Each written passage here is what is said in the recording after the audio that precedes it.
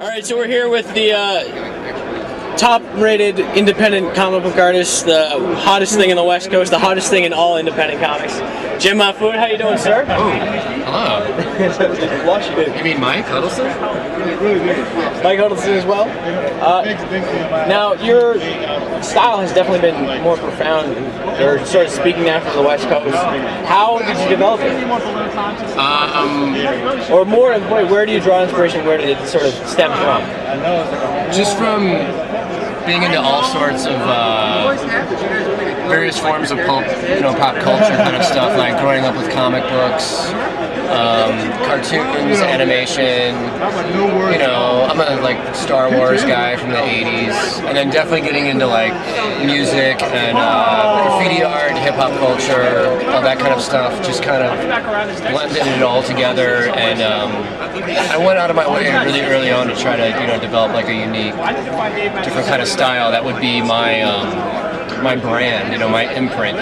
Yeah. So it's just kind of evolved over time after all that, Well, with the vinyl toy scene exploding up, I've noticed anyway that your sort of style has been imitated by many. Right. And have you ever been approached for a vinyl toy of any kind? Or? I actually haven't yet. I'm still trying to meet the right people that can do that. So if you know anyone, Cat's down in Mesco, man. Okay, let me know. So yeah, you've done obviously now. You've also worked with some Hollywood types. How have your dealings with Hollywood been compared to your dealings with say the big two?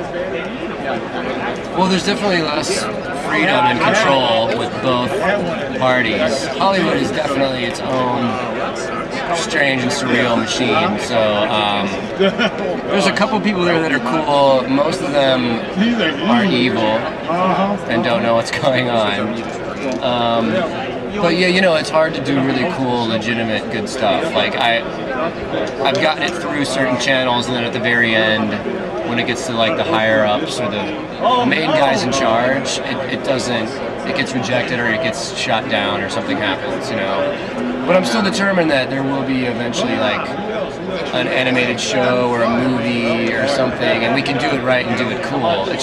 It hasn't happened yet, and that's why it's not out there yet. So are you inspired, or do you desire to go the route, say, of Robert Rodriguez and sort of go independent of the system, say, with help of people who have worked in the system? Yeah, and that's what, I've lived in LA for 5 years, and I'm kind of assembling an army of friends that are all creative people, and eventually we'll just make our own cool stuff. Because that's really what I want to do now, is I just want to work with like friends of mine, that are artists, DJs, throw our own parties, do live art, put out comic books and t-shirts and whatever. I just think it's just way easier, and I have more peace of mind working with people that know me and know my work. Know your sensibilities and stuff. Because Hollywood and stuff, you think that they want you because you're unique, and then once you start talking to them, they don't really want you. They want you to fit into their molds. So I can't really do that. I'd rather stay unknown in the underground scene than have to deal with some like idiots in a boardroom. They don't know what's cool anyway. So they never. It's Hollywood. If you look at like mainstream movies and culture right now, it's like at an all-time low, I think. Like everything sucks. Yeah. Everything. So I'd rather just stay and doing my weird little thing and having less people know about it, but having it be cool people. Yeah. You know what I mean? No, definitely.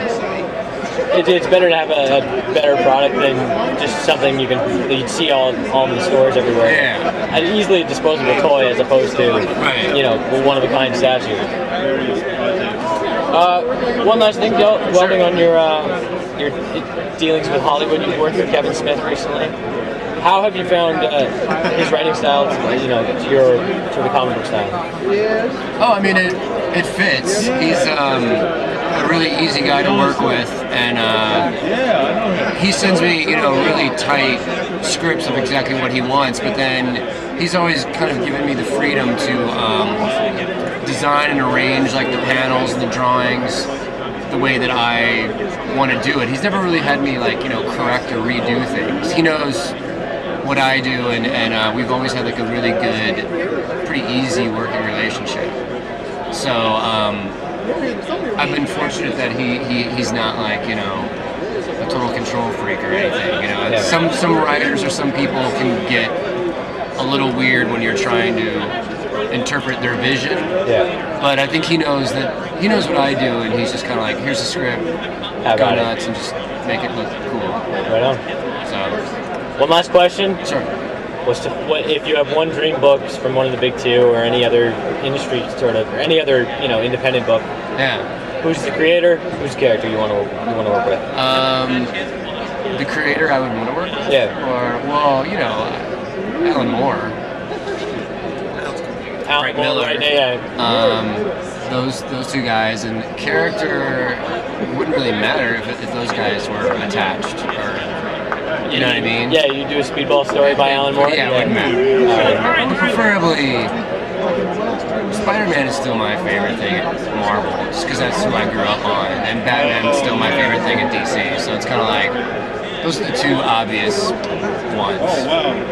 Hey, so they're who you like, man. They can be obvious, but they're still good characters. We'll see what happens. We'll see what happens. See what happens. Yeah. Thank you very much, Jim. Yeah, no problem. Pleasure, man. Yeah. One last thing. Where can the kids find you on the net? Oh, it's 40ouncecomics.com and myspace.com/Mahfood.com.